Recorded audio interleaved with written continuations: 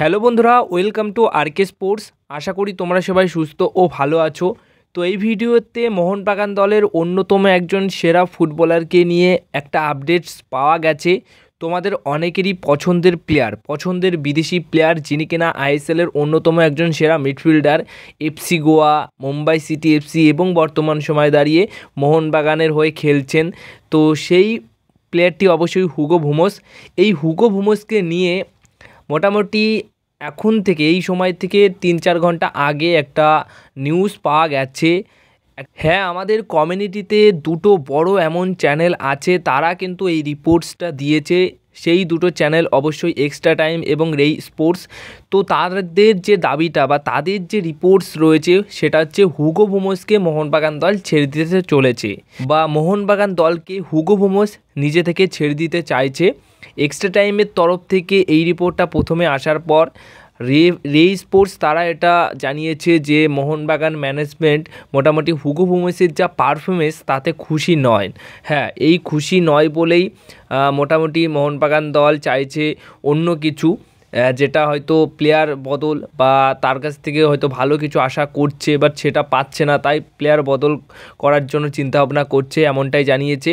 আর এই বিষয়টা নিয়ে মোটামুটি হুগো বুমোস তো সেটা বুঝতে পারছে, জানতে পারছে। আর তাছাড়া হাবাসের সাথে হুগো বুমোসের কিন্তু রিলেশনটা খুব একটা ভালো নয়। তোমরা জানতে বা জেনেছো একটা সময় যে তাদের মধ্যে হালকা করে ঝামেলাও হয়েছিল, সেটা নিয়ে অনেক ভিডিও তোমরা দেখেছিলে।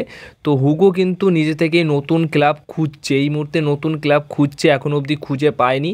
আর এই উইন্টার ট্রান্সফার উইন্ডোতেই তিনি দল বদলানোর সিদ্ধান্ত নিচ্ছে, এখনও অবধি যেটুকু খবর রেই স্পোর্টস এবং এক্সট্রা টাইম বাংলা তাদের রিপোর্ট অনুযায়ী এটুকু জানা যাচ্ছে।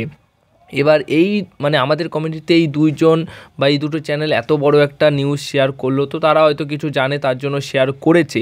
অন্যদিকে এই হুগো বুমোসকে নিয়ে অন্যান্য জার্নালিস্টের থেকে যেটুকু জানতে পারা গেছে যে না, হুগো বুমোস দল ছাড়ছে না, হুগো বুমোস মোহনবাগান দলেই থাকছে, 2026 সাল পর্যন্ত তার চুক্তি রয়েছে। তো এখন এটাই দেখার যে শেষ অবধি কোনটা হয়, এই দিকটা হয় নাকি ওই দিকটা হয়, সেটাই দেখার রয়েছে। আর রাতারাতি যে কোনো সিদ্ধান্ত আসতে পারে। আর যেহেতু সবেমাত্র জানুয়ারির ট্রান্সফার উইন্ডো খুললো, যদি এমনটা হয়েই থাকে তাহলে হুগো বুমোস হয়তো দল পরিবর্তন করতেই পারে। আর যদি না হয় তাহলে কিন্তু এটা মন গড়া ফেক নিউজ। তো সেটার প্রমাণ হয়তো খুব তাড়াতাড়ি আমরা পেয়ে যাব। এই বিষয়টা নিয়ে পুরোপুরি ক্লিয়ার আমরা ঠিক সময় হলে হয়ে যাব। কিন্তু এটা ঠিক হাবাসের সাথে হুগো বুমোসের কিন্তু ভালো রিলেশন নয়। তো মোটামুটি আবার হাবাস ফিরলো, তো এমন নয় যে তাদের রিলেশনটা আবার ঠিক হয়েও যেতে পারে, আবার হয়তো তার থেকে বিগড়েও যেতে পারে, অনেক কিছুই হতে পারে। তো এখন দেখা যাক কী হয় শেষ অবধি। যদি হুগো বুমোস না থাকে তাহলে হুগো বুমোসের মতো আরও একটা ভালো মিডফিল্ডার হয়তো মোহনবাগান দলে আসতে চলেছে বা আসবে, অবশ্যই তার বদলি তো নিয়ে আসবেই। তো সেই মতো ভালো মানের মিডফিল্ডার হয়তো তোমরা দেখতে পারো হুগো বুমোসের থেকেও, যে হুগো বুমোসের খামতিটা বা হুগো বুমোসের থেকেও বেটার খেলবে।